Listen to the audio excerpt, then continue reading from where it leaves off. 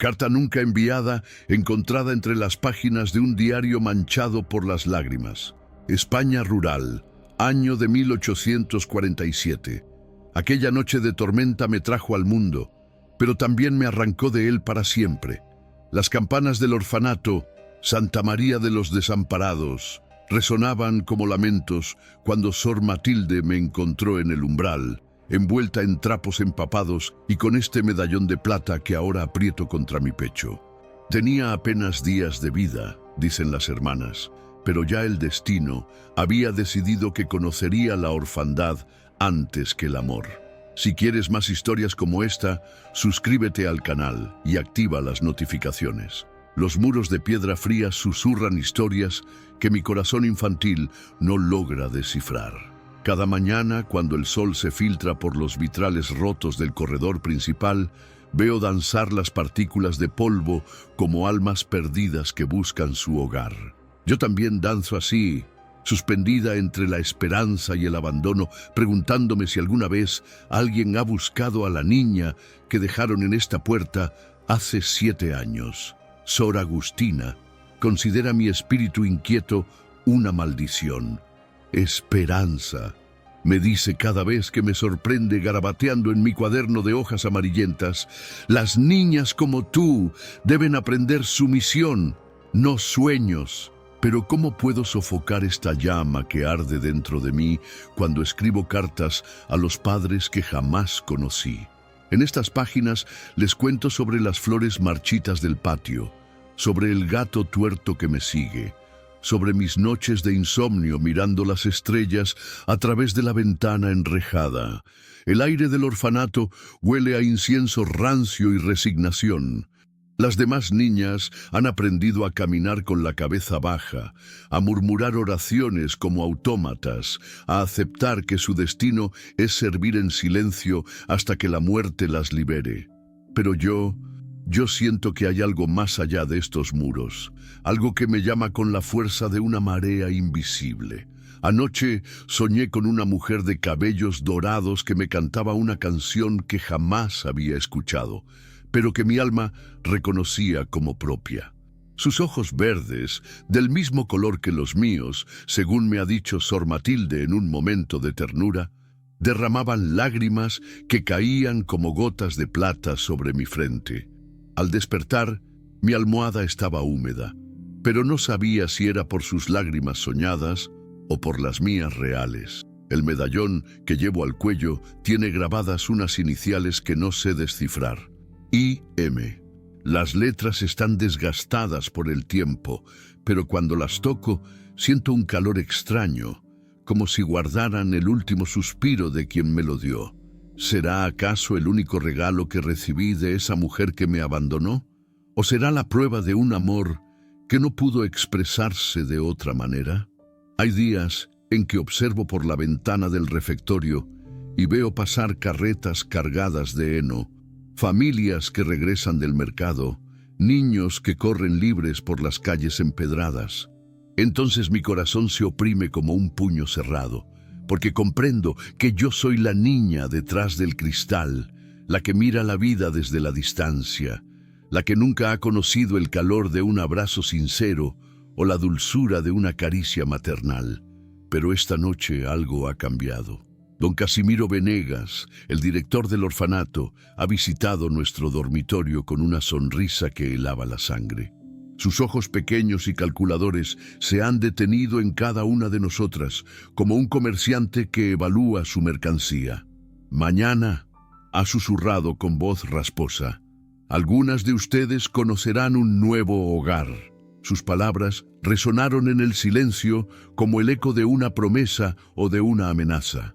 ¿Podría el destino, después de 7 años de abandono, ofrecerme finalmente una oportunidad de pertenecer a algún lugar?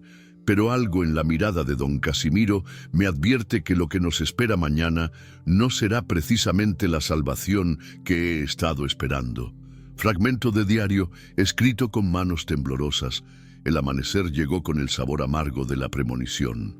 Las campanas tocaron más temprano que de costumbre, como si hasta ellas presintieran que este día marcaría un antes y un después en nuestras vidas. Don Casimiro nos hizo formar en el patio central, donde la hierba crece entre las piedras agrietadas como esperanza entre las ruinas. Los granjeros llegaron con las primeras luces del alba.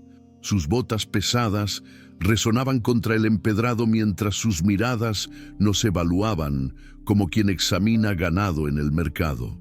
Algunos tenían las manos encallecidas por años de trabajo honesto. Otros llevaban bastones que golpeaban impacientes contra el suelo. Pero todos compartían esa expresión calculadora que convierte a los niños en números, en brazos para el trabajo, en bocas que deben justificar su sustento. Adopción benéfica. Así llamaba don Casimiro a esta ceremonia cruel, donde los huérfanos somos exhibidos como solución a problemas ajenos. El aire matutino se espesaba con cada palabra del director, quien describía nuestras virtudes como si enumerara las cualidades de herramientas de labranza. Esta es obediente, aquella es fuerte, esta otra cocina bien. Entre los compradores destacaba un hombre que no hablaba. Don Aurelio Mendoza permanecía apartado del grupo, con su sombrero de ala ancha proyectando sombras sobre un rostro curtido por el sol y por secretos que parecían pesar más que los años. Sus manos, grandes y callosas, se abrían y cerraban nerviosamente mientras observaba el desarrollo de esta subasta disfrazada de caridad. Cuando sus ojos se posaron en mí, sentí un escalofrío que no sabía si interpretar como miedo o como reconocimiento. Era como si hubiera estado buscando algo específico y, de pronto, lo hubiera encontrado. Sus ojos grises tenían la profundidad de los pozos antiguos, esos que guardan agua desde hace siglos, pero también secretos que nadie se atreve a descubrir. «Esa niña», dijo finalmente señalándome con un dedo que temblaba ligeramente. Su voz era ronca, como si no la hubiera usado en mucho tiempo. «¿Cuántos años tiene?» «7, don Aurelio», respondió don Casimiro con esa sonrisa oleosa que reservaba para los momentos de negociación. «Es trabajadora, aunque algo rebelde, pero usted sabrá domarla». La palabra domar cayó sobre mi pecho como una piedra arrojada a un lago tranquilo, creando ondas de indignación que se extendían hasta el último rincón de mi alma. No soy una bestia salvaje que necesite ser domada. Soy una niña que ha aprendido a sobrevivir en un mundo que la considera desechable, pero que aún conserva la dignidad de soñar con algo mejor. Los demás granjeros habían hecho sus elecciones. Las niñas más dóciles fueron las primeras en ser reclamadas, seguidas por los niños más robustos. Yo permanecía de pie, sintiendo cómo el sol de la mañana me quemaba la nuca mientras esperaba conocer mi destino. El medallón que colgaba de mi cuello parecía pesar más que nunca, como si concentrara en su pequeña superficie todo el misterio de mi origen. «¿Cuánto?», preguntó don Aurelio, dirigiéndose directamente al director. Don Casimiro sonrió con la satisfacción de quien está a punto de cerrar un negocio ventajoso. Por las molestias de su crianza y educación cristiana, 5 pesos. $1, fue la respuesta seca de don Aurelio. El silencio que siguió fue más elocuente que cualquier discusión. $1. El precio de una hogaza de pan, de un par de velas, de una pequeña herramienta de granja. Ese era, aparentemente, mi valor en el mercado de la desesperación humana. Don Casimiro frunció el ceño, claramente insatisfecho, pero algo, en la mirada firme de don Aurelio, lo convenció de que esa era la única oferta que recibiría. Con un suspiro de resignación teatral, extendió su mano rechoncha. Trato hecho. El apretón de manos que selló mi destino fue breve pero definitivo, como el sonido de una puerta que se cierra para siempre, o como el último eco de una campana que anuncia el final de una época. En ese momento comprendí que la niña que había sido hasta entonces, la que escribía cartas a padres imaginarios y soñaba con una familia que vendría a buscarla, acababa de morir. pero mientras recogía mis pocas pertenencias en un atillo de tela descolorida, una voz interior me susurraba que tal vez esta transacción que me reducía a $1 simbólico era, paradójicamente, el primer paso hacia descubrir mi verdadero valor. Lo que no sabía era que don Aurelio Mendoza había venido al orfanato buscando algo muy específico, y que mi parecido con alguien de su pasado no era una coincidencia, sino el cumplimiento de un destino que había estado esperando durante años. Notas escritas en el margen de un libro de oraciones. Durante el viaje, el camino hacia la hacienda, Los Almendros, se extendía como una cicatriz serpenteante entre montañas que parecían gigantes adormecidos, custodios silenciosos de secretos tan antiguos como las piedras que coronaban sus cimas. El viejo camión de don Aurelio traqueteaba por senderos de tierra que se perdían entre olivares y campos de trigo, llevándome cada vez más lejos del único mundo que había conocido. Desde mi asiento junto a la ventana empañada por el polvo del camino, observaba cómo el paisaje se transformaba gradualmente. Los tejados rojos del pueblo se desvanecían en la distancia, reemplazados por extensiones doradas, donde el viento dibujaba ondas como las de un mar de cereales. Cada kilómetro que avanzábamos era un paso más hacia lo desconocido, pero también un paso que me alejaba definitivamente de la niña que había sido hasta ese momento. Don Aurelio conducía en silencio, con las manos aferradas al volante, como si se aferrara a los últimos vestigios de una decisión de la que ya comenzaba a arrepentirse. De vez en cuando me dirigía miradas fugaces por el espejo retrovisor, y en esos breves instantes yo captaba algo perturbador en sus ojos. No era crueldad lo que veía, sino una mezcla extraña de dolor y reconocimiento, como si en mi rostro infantil estuviera viendo el fantasma de alguien más. El aire que entraba por las rendijas del vehículo olía a tomillo silvestre y a tierra húmeda por el rocío matutino. Era un aroma completamente diferente al incienso rancio del orfanato, una fragancia que hablaba de libertad, pero también de inmensidades que podían engullir a una niña de 7 años sin dejar rastro. Por primera vez en mi vida, experimenté esa sensación contradictoria de quien se siente simultáneamente liberada y perdida. Durante las primeras horas del viaje, intenté entablar conversación con mi nuevo guardián. Le pregunté sobre la hacienda, sobre los animales, sobre si habría otros niños con quienes jugar, pero sus respuestas llegaban en monosílabos secos, como gotas de lluvia escasa en tierra reseca. Sí, no, ya verás. Poco a poco comprendí que don Aurelio Mendoza era un hombre que había aprendido a comunicarse más con los silencios que con las palabras. A medida que avanzábamos, el paisaje se volvía más agreste y solitario. Los campos cultivados dieron paso a colinas cubiertas de encinas centenarias, árboles que parecían haber sido testigos de historias que mi mente infantil apenas podía imaginar. De vez en cuando avistábamos alguna cortijada perdida entre los pliegues del terreno, con sus paredes encaladas brillando bajo el sol como pequeños faros en un océano de verdor. ¿Está muy lejos su casa?, me atreví a preguntar cuando el sol ya había alcanzado su punto más alto. Nuestra casa, me corrigió don Aurelio, y fue la primera frase completa que pronunciaba desde que habíamos salido del orfanato. Esas 2 palabras resonaron en mi pecho con una mezcla de esperanza y aprensión. ¿Sería realmente mi casa? ¿O sería simplemente el lugar donde tendría que pagar con trabajo el $1 que habían invertido en mí? El medallón que colgaba de mi cuello se balanceaba con el movimiento del camión, golpeando suavemente contra mi pecho, como un péndulo que marcara el tiempo de esta transición.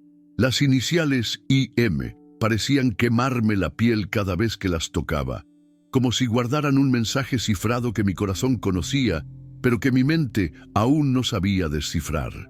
Cuando finalmente avistamos los primeros almendros que daban nombre a la propiedad, el sol comenzaba su descenso hacia el horizonte, tiñendo el cielo de colores que jamás había visto desde las ventanas enrejadas del orfanato.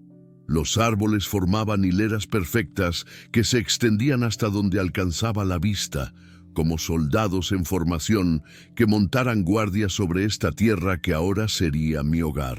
La casa apareció de repente tras una curva del sendero, una construcción de piedra y adobe que parecía haber brotado de la tierra misma, con sus muros gruesos y sus ventanas pequeñas protegidas por contraventanas de madera desgastada por el tiempo. No era un palacio, pero tenía esa dignidad austera de las construcciones que han resistido décadas de vientos, lluvias y secretos. Don Aurelio detuvo el camión frente a la puerta principal y permaneció inmóvil durante unos instantes, como si necesitara reunir valor para el siguiente paso. Cuando finalmente se volvió hacia mí, sus ojos tenían una expresión que no logré interpretar completamente, una mezcla de determinación y pesar que me hizo comprender que él también estaba adentrándose en territorio desconocido. «Esperanza», me dijo, y era la primera vez que pronunciaba mi nombre. «A partir de ahora tu vida será diferente, muy diferente». Sus palabras cayeron sobre mí como semillas arrojadas en tierra fértil, pero incierta. No sabía si brotarían flores o espinas, si crecería en libertad o en cautiverio. Lo único que sabía era que la niña que había subido a ese camión en el orfanato ya no era la misma que ahora contemplaba los almendros dorados por la luz del atardecer. Mientras bajaba mis escasas pertenencias del vehículo, no podía imaginar que esa casa guardaba secretos que cambiarían no solo mi destino, sino mi comprensión de quién era realmente. El dólar por el que me habían vendido era apenas el precio simbólico de una transacción mucho más compleja, donde el pasado y el presente estaban a punto de encontrarse de la manera más inesperada. Apuntes en las páginas finales de un libro de cuentos, escritos a la luz de una vela. Los primeros días en la hacienda transcurrieron como un despertar gradual a una realidad que era simultáneamente más dura y más hermosa que cualquier vida que hubiera imaginado. Don Aurelio me asignó un pequeño cuarto en la parte trasera de la casa, apenas más grande que una celda del orfanato, pero con una ventana que daba directamente a los campos de almendros. Por primera vez en mi vida, no había rejas que limitaran mi vista del mundo. Mi nueva rutina comenzaba antes del alba, cuando el gallo de la granja rompía el silencio con su canto ronco. Las primeras tareas eran alimentar a las gallinas en un corral que olía a hierba húmeda y a tierra removida, recoger huevos tibios que parecían pequeñas promesas de vida entre mis manos y limpiar los establos donde las vacas me observaban con sus ojos enormes y melancólicos. Don Aurelio era un capataz exigente pero no cruel. Sus instrucciones llegaban en frases cortas y precisas: los huevos en la canasta de mimbre, el agua fresca en los bebederos, la paja limpia en los pesebres. Rara vez me dirigía la mirada directamente, como si mi presencia le recordara algo que prefería mantener enterrado en los pliegues de su memoria. Pero fue en la soledad de los campos donde descubrí algo extraordinario sobre mí misma. Los animales parecían reconocer en mí algo que yo misma desconocía. Las gallinas me seguían en pequeñas procesiones cuando cruzaba el patio. Los gatos monteses bajaban de los árboles para rozar sus cuerpos contra mis piernas, y hasta las vacas más ariscas se calmaban cuando me acercaba a ordeñarlas. Era como si la naturaleza entera conspirara para revelarme un don que había permanecido oculto entre los muros del orfanato. Mis manos, pequeñas y aparentemente frágiles, parecían tener el poder de tranquilizar a las bestias más nerviosas. Las plantas que tocaba al pasar crecían con más vigor, y las flores marchitas parecían recuperar color cuando me detenía a observarlas. Una tarde, mientras recogía almendras caídas bajo los árboles más viejos de la propiedad, me encontré con Canela, una yegua que don Aurelio mantenía apartada en un corral especial porque, según sus palabras escasas, era indomable. La pobre bestia tenía cicatrices en los flancos, marcas de intentos fallidos de domarla, y sus ojos brillaban con esa mezcla de miedo y rebeldía que yo conocía tan bien. Me acerqué lentamente, hablándole en susurros como solía hacerlo con mis padres imaginarios durante las noches de insomnio en el orfanato.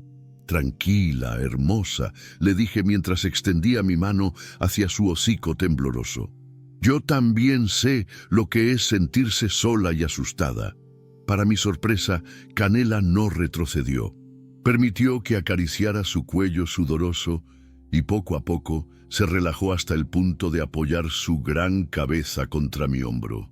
En ese momento sentí una conexión tan profunda que las lágrimas brotaron de mis ojos sin previo aviso.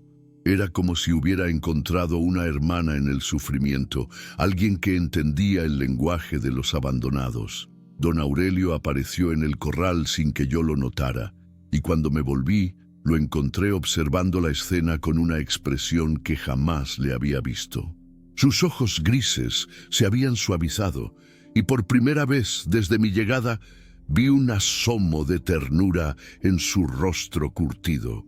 Pero tan pronto como nuestras miradas se cruzaron, esa expresión se desvaneció, reemplazada por la máscara de dureza que parecía llevar como una segunda piel. ¿Cómo? Comenzó a preguntar, pero las palabras murieron en sus labios. No lo sé, respondí sinceramente, sin apartar mi mano del cuello de Canela. Simplemente me entiende. Don Aurelio permaneció en silencio durante varios minutos, como si estuviera procesando información que alteraba su comprensión del mundo.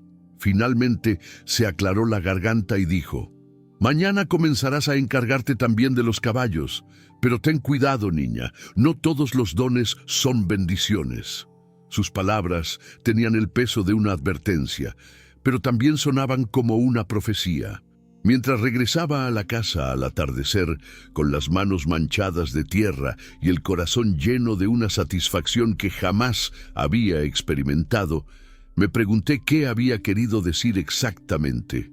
¿Se refería a mi extraña conexión con los animales? ¿O había algo más profundo en sus palabras? La cena transcurrió en el silencio habitual. Don Aurelio comía con la mirada perdida en algún punto indefinido del horizonte, mientras yo observaba su perfil recortado contra la luz dorada de la lámpara de queroseno. Había algo en él que me intrigaba más allá de su silencio. Una tristeza tan profunda que parecía haberse convertido en parte de su naturaleza, como las arrugas alrededor de sus ojos o las canas que comenzaban a salpicar su cabello oscuro. Esa noche, mientras escribía estas líneas a la luz temblorosa de mi vela, me di cuenta de que algo fundamental había cambiado en mí. Ya no era la niña que esperaba pasivamente que otros decidieran su destino. En estos campos, entre estos animales que me reconocían como una de los suyos, estaba comenzando a descubrir quién era realmente Esperanza. Pero lo que no sabía era que don Aurelio me observaba desde la ventana de su habitación y que en mi perfil concentrado sobre el cuaderno estaba viendo el reflejo de alguien que creía haber perdido para siempre. Los secretos de esta casa estaban a punto de revelarse, y mi presencia era la llave que abriría puertas que habían permanecido cerradas durante demasiados años. Páginas arrancadas de un diario, encontradas años después en una caja de recuerdos. La luna llena de octubre proyectaba sombras plateadas sobre los campos de almendros cuando el destino decidió revelarme el primer fragmento de los secretos que esta hacienda guardaba como reliquias sagradas. Había pasado 3 meses desde mi llegada, y aunque me había adaptado al ritmo de la vida rural, seguía sintiendo que don Aurelio me ocultaba algo fundamental, algo que explicara por qué me había elegido a mí entre todas las niñas del orfanato. Esa noche, un ruido extraño me despertó. No era el viento que susurraba entre las hojas de los árboles, ni el murmullo nocturno de los animales en sus refugios. Era algo más perturbador, el sonido de pasos que se movían por el piso superior de la casa, en una zona que don Aurelio había declarado estrictamente prohibida para mí. El segundo piso está cerrado, me había dicho el primer día, con una firmeza que no admitía discusión. No hay nada ahí que te interese y prefiero que respetes mi privacidad. Pero la curiosidad que había alimentado mis cartas a padres imaginarios durante años en el orfanato era más fuerte que cualquier prohibición. Descalza y con el corazón latiendo como un tambor de guerra, salí de mi pequeña habitación y me dirigí hacia las escaleras de madera que conducían al piso superior. Cada peldaño crujía bajo mi peso, con un gemido que parecía delatar mi transgresión, pero algo más poderoso que el miedo me impulsaba hacia arriba. El corredor del segundo piso se extendía en penumbra, iluminado apenas por los rayos de luna que se filtraban a través de una ventana al final del pasillo. Había varias puertas cerradas, pero una de ellas estaba entreabierta y de su interior emanaba un resplandor dorado que no correspondía a la luz natural de la noche. Me acerqué con el sigilo de un gato y a través de la rendija contemplé una escena que quedaría grabada en mi memoria para siempre. Don Aurelio estaba sentado en una mecedora de madera tallada, frente a un tocador antiguo donde ardían varias velas. Sobre la superficie del mueble se extendía una colección de objetos que parecían formar un altar dedicado a la nostalgia. Retratos descoloridos, cartas atadas con cintas de seda, un cepillo de plata con cabellos dorados aún enredados entre sus cerdas. Pero lo que me robó el aliento fue descubrir que don Aurelio sostenía entre sus manos un vestido de mujer. Un vestido de encaje color marfil que acariciaba como si fuera el rostro de alguien amado. Sus labios se movían en un susurro que no logré descifrar completamente, pero que sonaba como una oración o como una disculpa repetida una y otra vez. La habitación entera parecía suspendida en el tiempo. Los muebles estaban cubiertos por sábanas blancas que la luz de las velas convertía en fantasmas inmóviles, pero era evidente que ese espacio había sido preservado exactamente como alguien lo había dejado años atrás. Era un mausoleo de recuerdos, un santuario dedicado a una ausencia que se había vuelto más real que cualquier presencia. De pronto, don Aurelio levantó la vista y nuestras miradas se encontraron a través del reflejo en el espejo del tocador. No hubo sorpresa en sus ojos, como si hubiera estado esperando este momento desde mi llegada a la hacienda.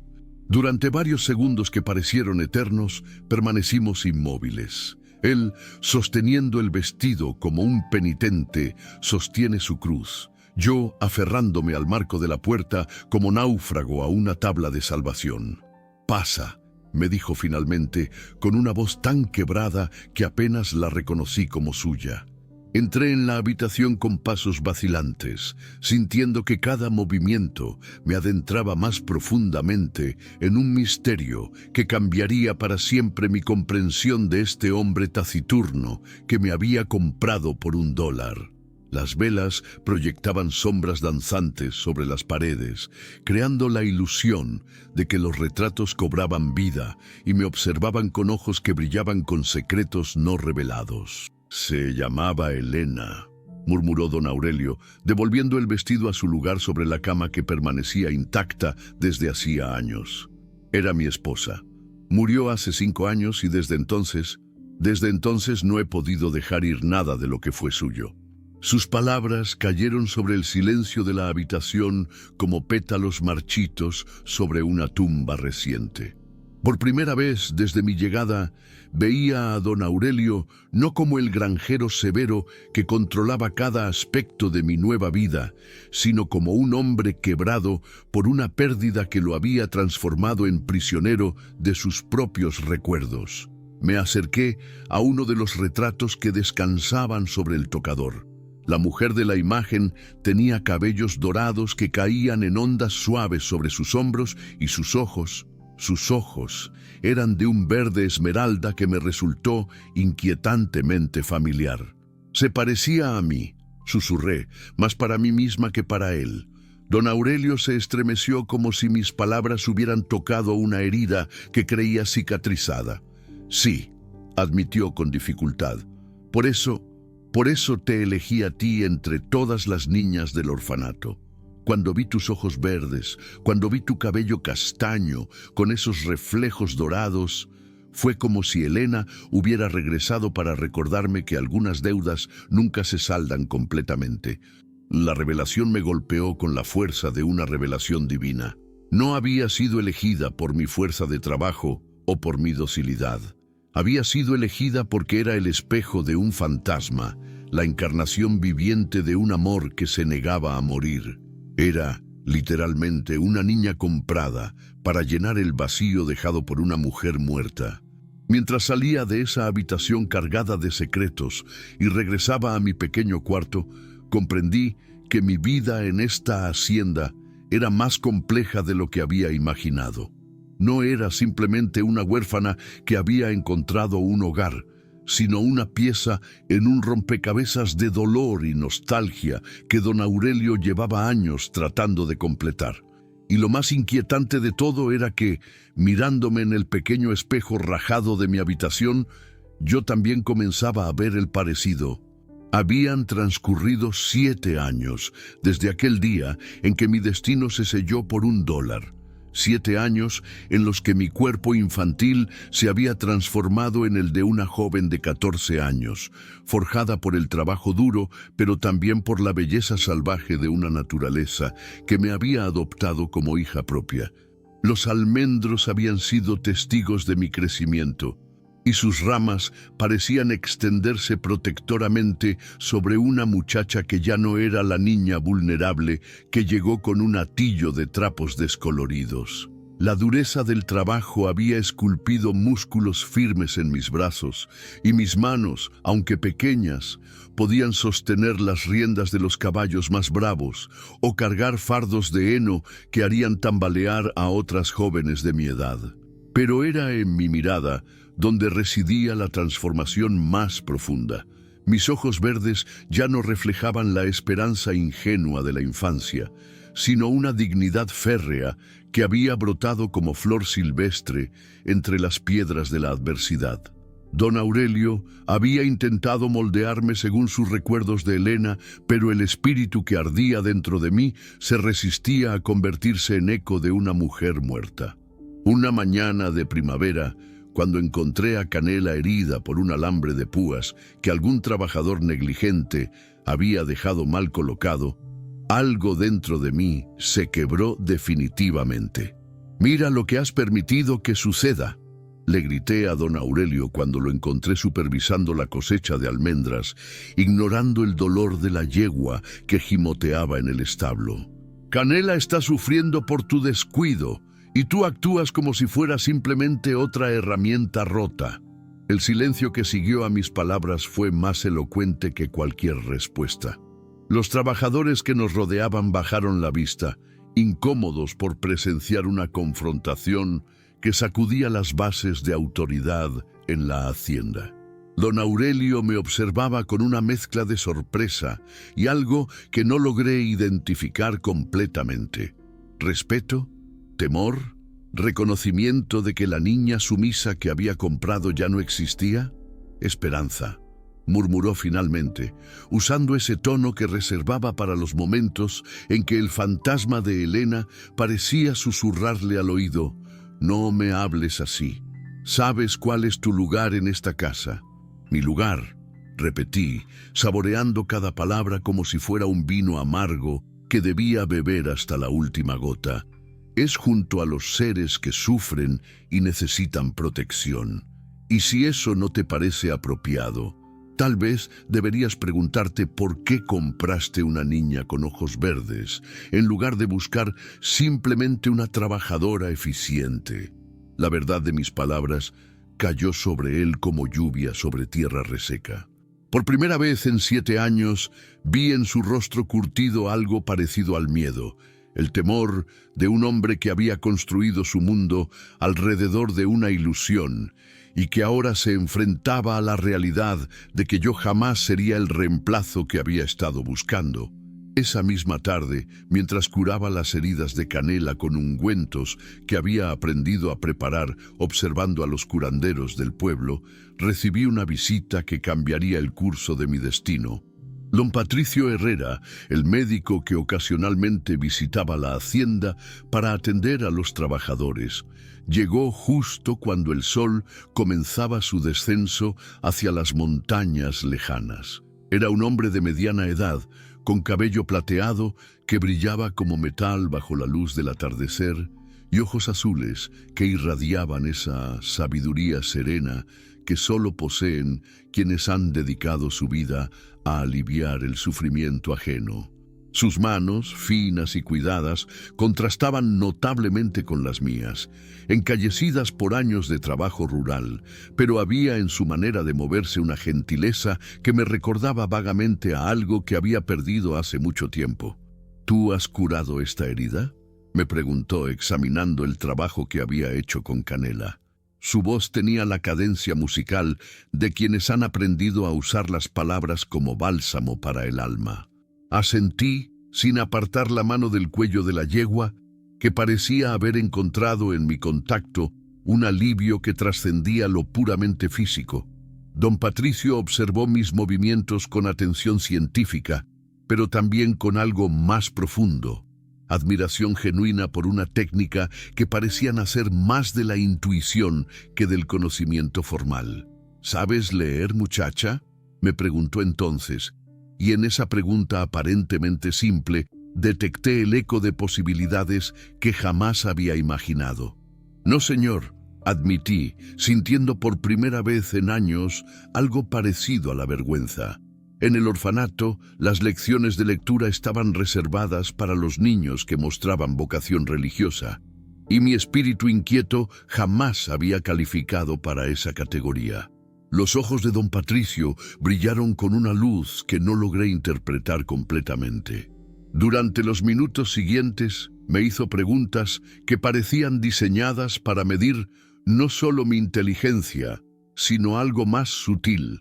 Mi capacidad de absorber conocimiento, mi curiosidad por el mundo más allá de los límites de la hacienda, mi hambre de comprender las complejidades de la existencia humana. Esperanza, me dijo finalmente, usando mi nombre con una delicadeza que me recordó dolorosamente a las caricias que jamás había recibido. Creo que tu mente es demasiado brillante para permanecer encerrada en la ignorancia. Si don Aurelio me lo permite, me gustaría enseñarte a leer y escribir. La propuesta cayó sobre mi corazón como semilla en tierra fértil. Por primera vez en mi vida, alguien había visto en mí algo más valioso que mis brazos fuertes o mi capacidad de calmar animales nerviosos. Alguien había reconocido que detrás de mis ojos verdes ardía una inteligencia que merecía ser cultivada, alimentada, liberada de las cadenas de la ignorancia. Pero las lecciones de don Patricio, que comenzaron esa misma semana en el cobertizo donde guardábamos las herramientas de labranza, se convirtieron en algo mucho más trascendente que simples sesiones de alfabetización. Cada letra que aprendía a trazar en las páginas amarillentas de los libros que él traía desde el pueblo era como una llave que abría puertas hacia universos que jamás había sospechado. Las palabras, me explicaba mientras yo luchaba por descifrar los símbolos que danzaban ante mis ojos, son más poderosas que las cadenas. Pueden liberarte de cualquier prisión, incluso de aquellas que tú misma has construido en tu mente. Durante meses, Nuestros encuentros clandestinos se convirtieron en la parte más preciada de mi existencia. Aprendí que el mundo se extendía mucho más allá de los límites de la hacienda, que había ciudades enormes donde las mujeres podían estudiar medicina y literatura, que existían países donde las personas de origen humilde podían aspirar a destinos que trascendían las circunstancias de su nacimiento. Pero fue durante una de esas lecciones cuando el destino decidió revelarme un secreto que transformaría mi comprensión de quién era realmente. Don Patricio había llegado esa tarde con un libro de medicina que contenía ilustraciones de diferentes tipos de joyas utilizadas en tratamientos curativos ancestrales. Mientras hojeábamos las páginas, mi medallón de plata se balanceó fuera del cuello de mi vestido, captando su atención de manera inmediata. El cambio en su expresión fue tan súbito que me alarmé. Sus ojos azules se fijaron en la pequeña joya con una intensidad que jamás le había visto, y sus manos comenzaron a temblar ligeramente mientras extendía los dedos hacia el medallón. ¿Puedo verlo más de cerca?», susurró, con una voz que se había vuelto ronca por alguna emoción que no logré identificar. Con dedos que también temblaban, me quité el medallón y se lo entregué.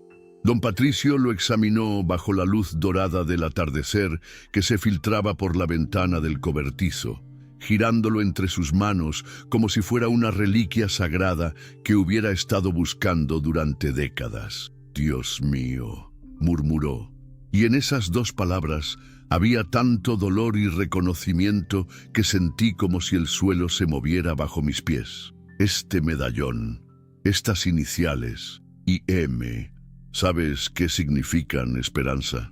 Negué con la cabeza, pero algo dentro de mí ya había comenzado a comprender que estaba a punto de descubrir verdades que alterarían para siempre la percepción que tenía de mi propia identidad.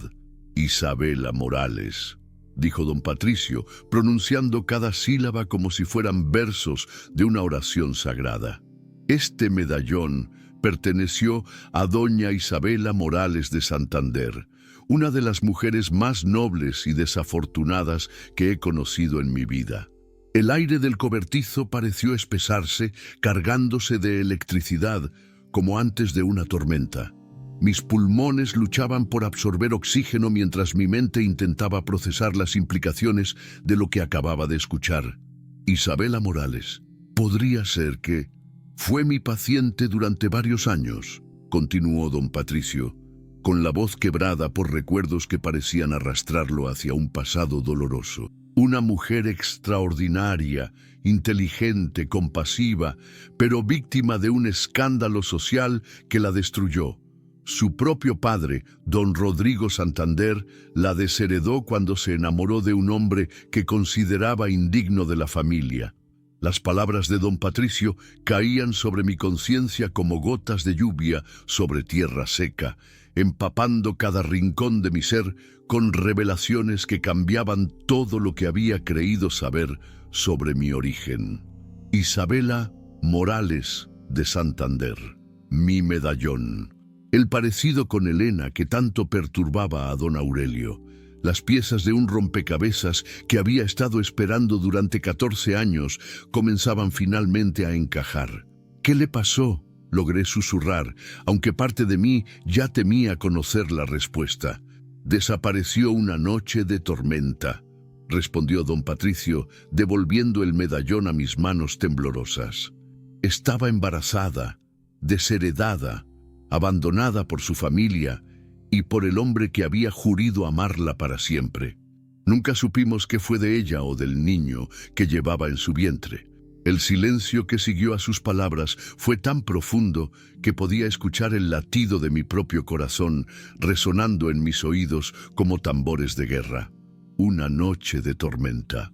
Un bebé abandonado en la puerta de un orfanato, un medallón con las iniciales IM. Todo encajaba con una precisión que resultaba tanto liberadora como aterradora. «Don Patricio», logré articular finalmente con una voz que parecía brotar desde las profundidades de mi alma. Creo que yo soy ese niño. Durante las semanas que siguieron a esta revelación, mi mundo se transformó en un laberinto de preguntas que exigían respuestas y de verdades que se desvelaban como capas de una cebolla antigua. Don Patricio, convertido ahora en algo más que un maestro, en un padre adoptivo que había llegado 14 años demasiado tarde, me ayudó a reconstruir la historia de Isabela Morales de Santander, mi madre. A través de documentos que conservaba en su consulta médica y de testimonios que logró reunir entre los habitantes más antiguos del pueblo, fuimos armando el retrato de una mujer extraordinaria que había pagado el precio más alto por atreverse a amar más allá de las barreras impuestas por una sociedad implacable.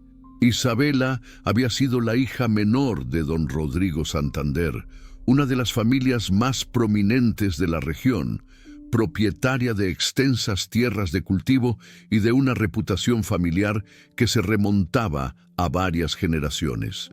Era una joven educada que hablaba francés e italiano, que tocaba el piano con la destreza de una profesional y que había mostrado desde temprana edad una inclinación natural hacia las obras de caridad. Su error, según los estándares implacables de su época, había sido enamorarse de Eduardo Mendoza, un joven médico recién graduado que provenía de una familia de clase media y que no poseía ni las tierras ni los títulos nobiliarios que don Rodrigo consideraba indispensables para cualquier pretendiente de su hija. El escándalo había estallado cuando don Rodrigo descubrió que Isabela e Eduardo se encontraban secretamente en la biblioteca de la casa familiar. No había ocurrido nada más que conversaciones sobre literatura y medicina, pero en una sociedad donde la reputación de una mujer soltera podía destruirse por el simple hecho de estar a solas con un hombre, aquellos encuentros fueron suficientes para desatar una tormenta familiar que terminaría destrozando vidas. Tu abuelo, me explicó don Patricio durante una de nuestras sesiones de investigación, era un hombre rígido, obsesionado con el honor familiar. Cuando supo de los encuentros secretos, encerró a Isabela en sus habitaciones y prohibió cualquier contacto con Eduardo. Pero el amor verdadero siempre encuentra la manera de manifestarse, y tu madre logró enviar cartas a través de una criada que se compadeció de ella. Las cartas. Recordé vagamente haber visto correspondencia en la habitación secreta de don Aurelio, pero nunca había imaginado que pudieran estar conectadas con mi propia historia. ¿Serían acaso las cartas de amor que mi madre había escrito a Eduardo Mendoza? Eduardo, continuó don Patricio, era primo lejano de don Aurelio.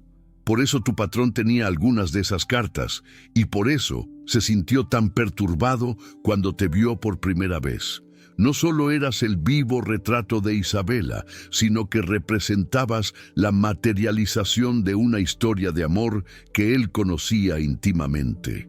Los hilos del destino comenzaron a revelar su tejido complejo. Don Aurelio no me había elegido únicamente porque me parecía a su difunta esposa Elena, sino porque en mi rostro veía también el eco de Isabela Morales, la prima política que había sido destruida por amar fuera de los límites establecidos por su clase social. ¿Qué pasó con Eduardo?, pregunté, aunque una parte de mí ya sospechaba que la respuesta sería dolorosa. Cuando don Rodrigo se enteró de que Isabela estaba embarazada, desató toda su furia contra Eduardo.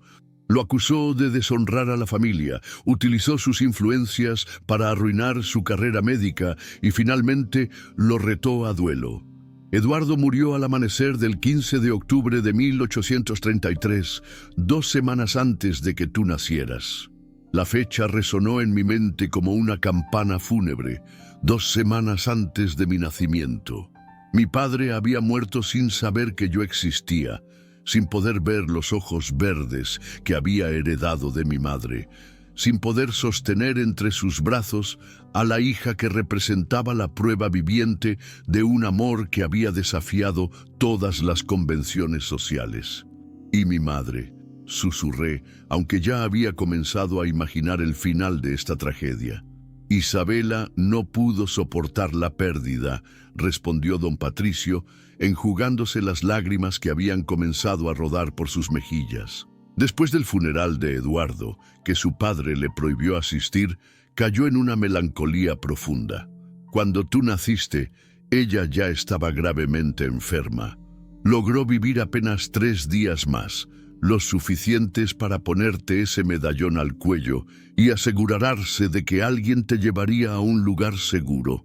El cobertizo donde habíamos estado estudiando durante meses se llenó de un silencio que parecía contener todas las lágrimas no derramadas de una historia de amor truncada por la crueldad y los prejuicios. Yo era huérfana no por abandono, sino por amor.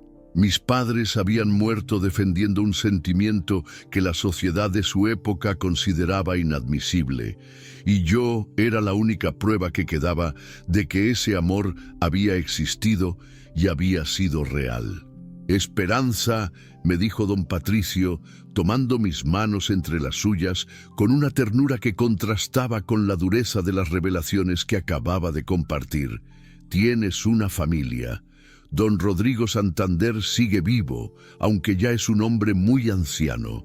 Y tu tía Carmen, hermana de Isabela, jamás se casó y vive aún en la mansión familiar. Una familia.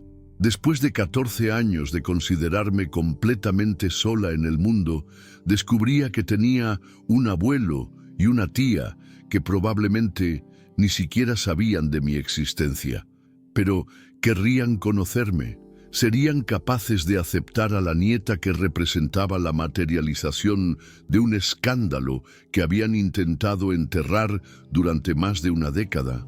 La respuesta a esas preguntas llegó de la manera más inesperada.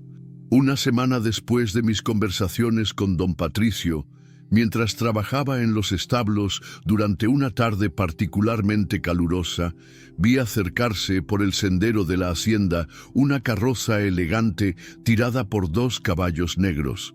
No era el tipo de vehículo que solía visitar nuestra propiedad rural, y algo en mi pecho se oprimió con la premonición de que mi vida estaba a punto de cambiar una vez más.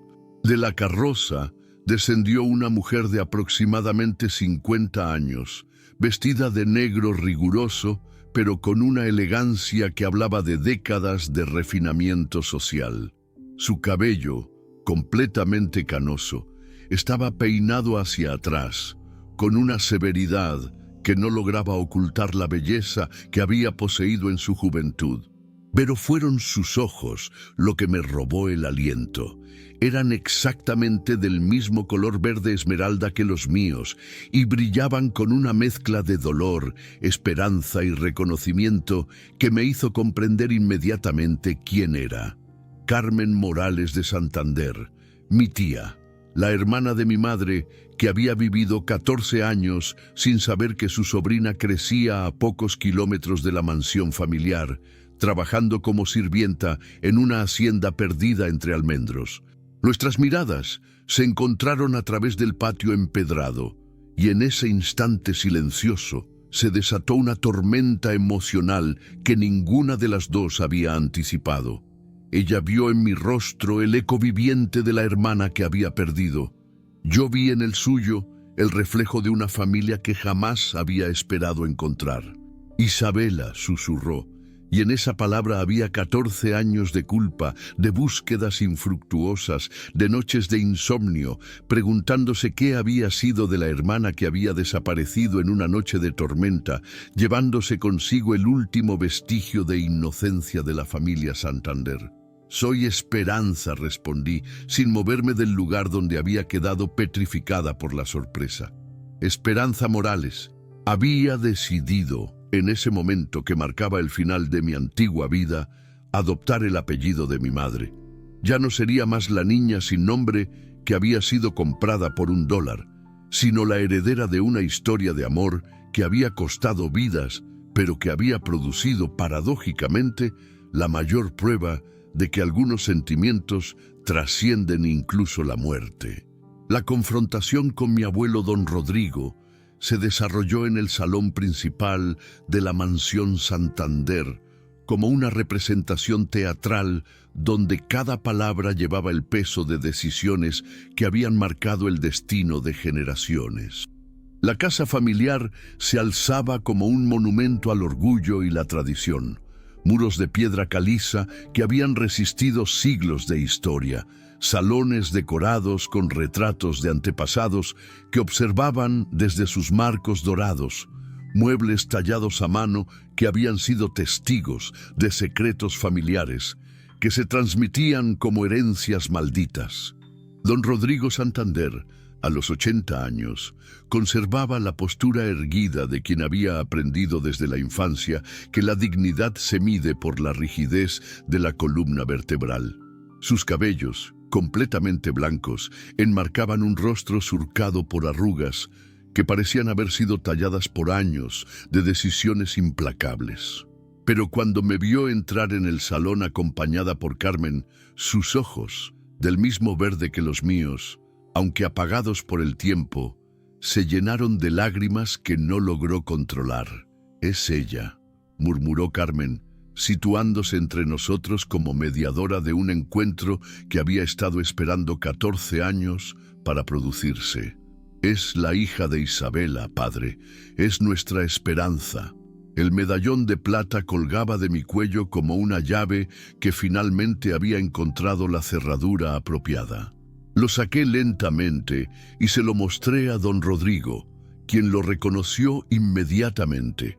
Sus manos, arrugadas pero aún firmes, se extendieron hacia la joya con una reverencia que contrastaba dramáticamente con la dureza que había mostrado años atrás. «Se lo di a Isabela el día que cumplió 15 años», susurró, y en su voz había ecos de una ternura que había estado enterrada bajo décadas de orgullo herido.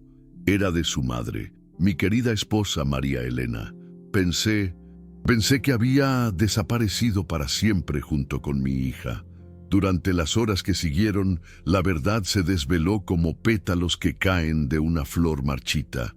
Don Rodrigo me contó sobre los años de búsqueda infructuosa, sobre los investigadores privados que había contratado para encontrar rastros de Isabela, sobre las noches de insomnio en las que se reprochaba la dureza con que había tratado a su hija menor.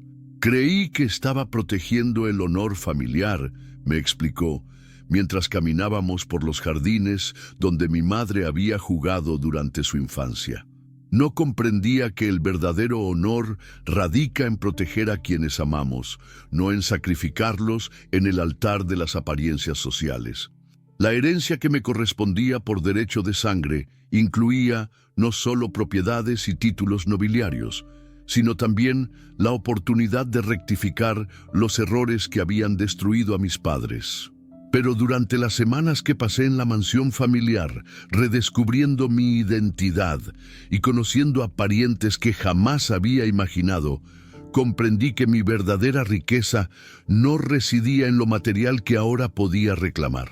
Los años de trabajo en la hacienda de don Aurelio, los sufrimientos del orfanato, las lecciones clandestinas con don Patricio, habían forjado en mí una comprensión de la vida que ninguna educación aristocrática podría haber proporcionado. Había aprendido el valor del trabajo honesto, la importancia de proteger a los vulnerables, la fuerza que se deriva de sobrevivir a la adversidad sin perder la compasión. Fue entonces cuando tomé la decisión que definiría el resto de mi existencia. Con la herencia que don Rodrigo había puesto oficialmente a mi nombre, regresé al orfanato Santa María de los Desamparados, no como la niña abandonada que había salido de allí años atrás, sino como la benefactora que transformaría ese lugar de dolor en un verdadero hogar para los niños que la sociedad había descartado. Don Casimiro Venegas, el director que me había vendido por $1, palideció cuando me vio cruzar el umbral de la institución vestida con los ropajes elegantes que correspondían a mi nueva posición social. Sus ojos pequeños y calculadores no lograban comprender cómo la niña rebelde que recordaba se había transformado en la señora Esperanza Morales de Santander, propietaria de las tierras más extensas de la región. «Vengo a comprar el orfanato», le anuncié sin preámbulos, disfrutando secretamente de la ironía que implicaba invertir los términos de nuestra relación. «Y esta vez, el precio no será $1. La transformación del orfanato se convirtió en mi obra maestra personal. Contraté maestros que enseñarían no solo doctrina religiosa, sino literatura, ciencias y artes. Instalé una enfermería donde los niños recibirían atención médica apropiada y creé talleres donde aprenderían oficios que les permitirían ganarse la vida dignamente al alcanzar la mayoría de edad. Pero lo más importante fue cambiar la filosofía fundamental de la institución. Ya no sería un depósito de niños no deseados, sino un hogar donde cada huérfano recibiría el amor y la educación necesarios para desarrollar su potencial completo. Cada niño que pasara por esas puertas saldría sabiendo que su valor como ser humano no se medía en monedas, sino en la infinita capacidad de amar, crear y transformar el mundo. Don Aurelio, profundamente conmovido por mi historia y avergonzado de haber intentado usarme como reemplazo de sus propios fantasmas, se convirtió en mi aliado más fiel. Donó parte de sus tierras para expandir el orfanato y dedicó sus últimos años a enseñar agricultura a los niños mayores, transmitiéndoles no solo técnicas de cultivo, sino también el respeto por la tierra que da vida. «Esperanza», me dijo una tarde, mientras observábamos jugar a los niños en el patio, que había sido testigo de mi propia infancia solitaria. «Me perdono por haber visto en ti lo que no eras, en lugar de amar lo que sí eres». El perdón se convirtió en el hilo conductor que unió todos los fragmentos rotos de nuestras historias. Don Rodrigo, en sus últimos años, encontró paz ayudándome a documentar la historia de Isabela y Eduardo, asegurándose de que su historia de amor prohibido se convirtiera en testimonio de que algunos sentimientos trascienden las barreras impuestas por la sociedad. Carmen, que nunca se había casado por dedicar su vida a cuidar a su padre y a buscar rastros de su hermana desaparecida, se convirtió en la abuela que los niños del orfanato jamás habían tenido. Su ternura, reprimida durante décadas de soledad, floreció entre esos pequeños abandonados como jardín que finalmente recibe la lluvia que había estado esperando. Don Patricio continuó siendo mi maestro y padre adoptivo, pero ahora sus lecciones se extendían a todos los niños del orfanato. Establecimos una biblioteca que se convirtió en el corazón de la institución, donde las palabras cumplían su promesa de liberar mentes y abrir puertas hacia futuros que antes parecían imposibles. Años después, cuando ya había alcanzado la edad madura y mi cabello comenzaba a mostrar las primeras hebras plateadas, me convertí en la primera mujer de la región en estudiar medicina formal. Mi tesis doctoral se tituló «El valor terapéutico del amor, tratamiento integral para niños abandonados», y se basaba en décadas de experiencia trabajando con los huérfanos que llegaban a nuestra institución con heridas que trascendían lo puramente físico.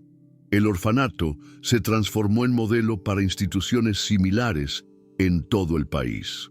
Recibíamos visitas de pedagogos, médicos y reformadores sociales que venían a estudiar nuestros métodos, pero siempre les explicaba que no había técnicas secretas ni fórmulas mágicas. Simplemente habíamos decidido tratar a cada niño como si fuera el ser más valioso del universo.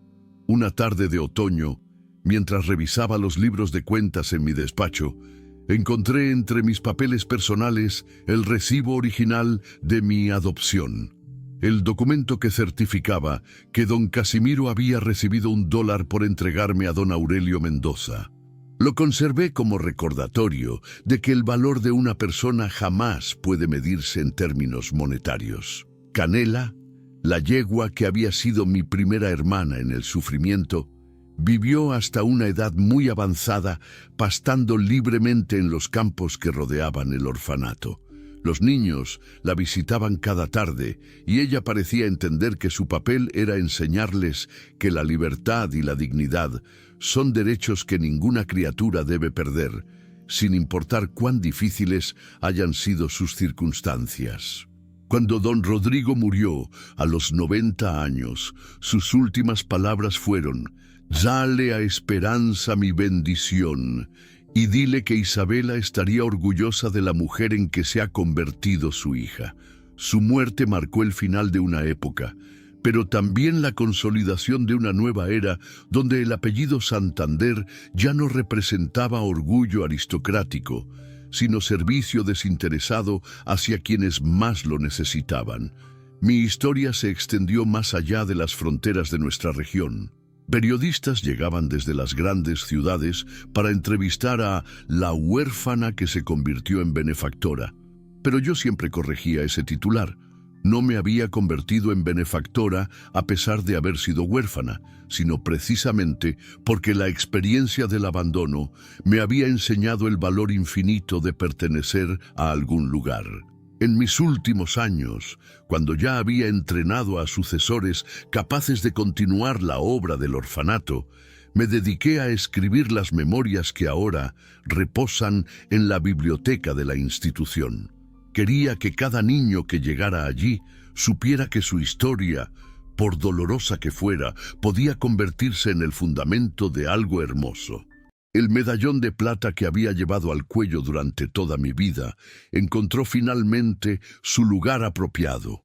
Lo doné a la capilla del orfanato, donde cuelga sobre el altar como símbolo de que el amor verdadero siempre encuentra la manera de trascender la muerte y las circunstancias adversas. Una mañana de primavera, mientras paseaba por los jardines donde jugaban los niños del orfanato, una pequeña de ojos verdes muy parecidos a los míos se acercó corriendo. «Señora Esperanza», me dijo con esa sinceridad brutal que solo poseen los niños, «¿es verdad que usted también fue huérfana como nosotros?» «Sí, pequeña», le respondí, arrodillándome para estar a su altura. «Pero descubrí que ser huérfana no significa estar sola para siempre. Significa que tienes la oportunidad de crear tu propia familia, más grande y más fuerte que cualquier lazo de sangre». Esa tarde, mientras el sol se ponía sobre los almendros que habían sido testigos de mi transformación, reflexioné sobre el camino extraordinario que había recorrido desde aquella noche cuando una niña de 7 años fue vendida por $1 simbólico. El precio había sido insignificante, pero el valor de lo que se había desarrollado a partir de esa transacción era inmensurable. Había aprendido que el destino no es algo que nos sucede, sino algo que construimos con nuestras decisiones. Que el amor puede manifestarse de formas inesperadas, en la mano callosa de un granjero atormentado por fantasmas, en las lecciones clandestinas de un médico bondadoso, en el reconocimiento tardío pero sincero de una familia que había perdido la esperanza. Sobre todo, había descubierto que el verdadero valor de una persona no se mide en monedas, títulos nobiliarios o propiedades, sino en la capacidad de transformar el dolor en sabiduría, la soledad en compasión y el abandono en un amor que abraza a todos los desprotegidos del mundo. La niña que había sido vendida por $1 se había convertido en una mujer cuyo valor era verdaderamente inconmensurable. No porque hubiera heredado riquezas o recuperado su posición social, sino porque había aprendido la lección más importante que la vida puede enseñar, que cada ser humano lleva dentro de sí la semilla de su propia redención. Y así, entre almendros que susurraban historias de amor y pérdida, entre niños que corrían libres por patios donde antes reinaba la tristeza, entre libros que abrían puertas hacia futuros brillantes, la historia de Esperanza Morales de Santander se escribió como testimonio de que, a veces, los destinos más extraordinarios nacen de los comienzos más humildes. El eco de su risa, mezclándose con las voces de los niños que había salvado, se extendía por los campos como una oración de gratitud hacia la vida que, después de todo, había resultado ser mucho más generosa de lo que una pequeña huérfana abandonada en una noche de tormenta habría podido imaginar jamás. Epílogo. Fragmento final del diario de Esperanza Morales de Santander, encontrado después de su muerte a los 83 años. Hoy, en mi último día de escritura, quiero dejar constancia de una verdad que he tardado décadas en comprender completamente. No fui vendida por $1. Fui comprada por el amor, invertida por el destino, y mi valor se multiplicó infinitamente cada vez que pude transformar el sufrimiento ajeno en esperanza. A quienes lean estas líneas en años venideros, les digo, no importa cuán pequeño sea el precio que otros pongan a tu existencia, tu verdadero valor lo determinas tú mismo, día tras día, con cada acto de bondad, con cada mano extendida hacia quien lo necesita, con cada vez que eliges el perdón sobre el resentimiento. La niña huérfana que llegó a esta historia ha completado su misión. La mujer que deja estas palabras se va en paz, sabiendo que su vida demostró que los finales más hermosos a veces nacen de los comienzos más dolorosos. Que así sea para todos los abandonados del mundo, que encuentren en su dolor la semilla de su grandeza, y que aprendan, como yo aprendí, que el amor verdadero siempre encuentra el camino de regreso a casa. Esperanza Morales de Santander, fundadora del hogar, Santa María de las Segundas Oportunidades. Una mujer cuyo valor jamás pudo medirse en monedas. Si quieres más historias como esta, suscríbete al canal y activa las notificaciones.